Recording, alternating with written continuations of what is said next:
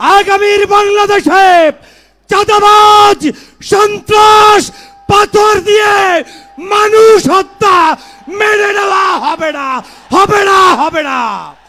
প্রিয় সংগ্রামী যোদ্ধা ভাইয়েরা, আপনাদেরকে স্মরণ করিয়ে দিতে চাই 2013 সালে নিজামী, সাইদি, মুজাহিদ, কাদের মোল্লা, আলী হাসান সহ যাদেরকে হত্যা করা হয়েছে তার রক্তের নজরানা দেওয়ার জন্য সমগ্র ঢাকার অলিতে গলিতে সকল মানুষ আজ বিস্তার করছে, ঠিক কিনা বলো?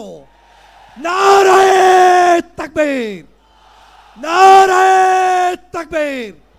অতএব সেই রক্তের জবাব দিতে হবে।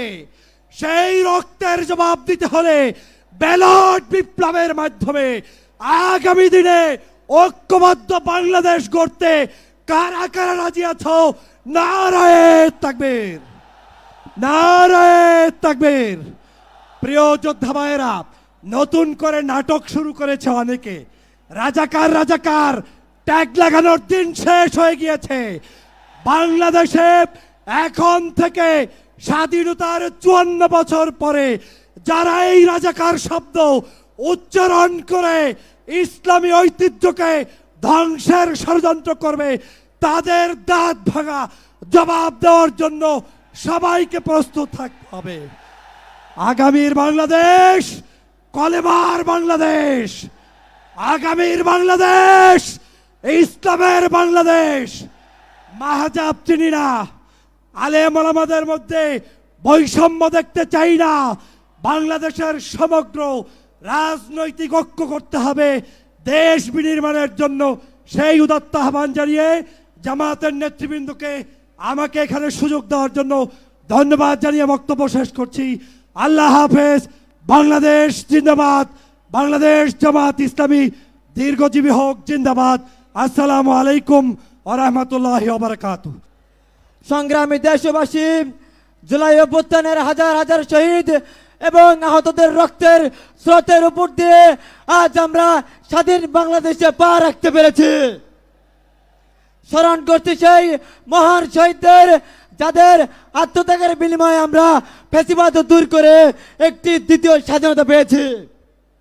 আমি গত 18 জুলাই উত্তরাতে 2টি স্নাইপার বুলেট খেয়েছিলাম।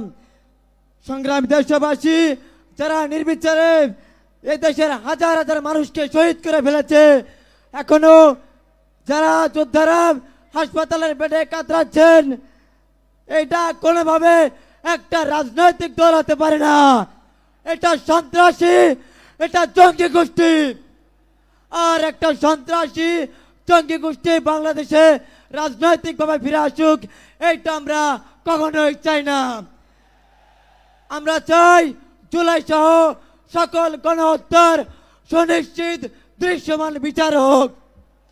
তারা আমাদের সামনে পাখির মতো আমাদের ভাইদেরকে গুলি করে অসংখ্য মায়ের বুক খালি করে দিয়েছে।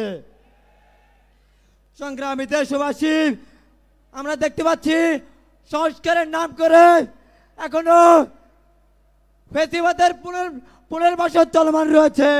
আমরা বলতে চাই, ফ্যাসিবাদের শিকড় যতই গভীরে থাক না কেন, সেটার মূলোৎপাটন না করা পর্যন্ত আমাদের লড়াই চলমান থাকবে ইনশাআল্লাহ। অনেক হয়েছে ডামি নির্বাচন, দেখেছি শুধু নাটকের আয়োজন। এইবার হবে নতুন এক ধারা, পেয়ার পদ্ধতিতে হবে ন্যায়ের ধারা।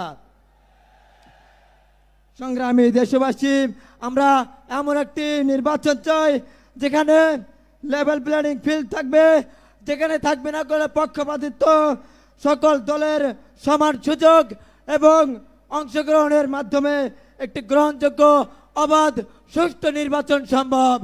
সবার প্রতি আবারও সালাম জানিয়ে সবার সুস্বাস্থ্য এবং দীর্ঘায়ু কামনা করে আমি আমার সংক্ষিপ্ত বক্তব্য এখানে শেষ করছি। ওমা তৌফিক ইল্লা বিল্লাহ। আসসালামু আলাইকুম।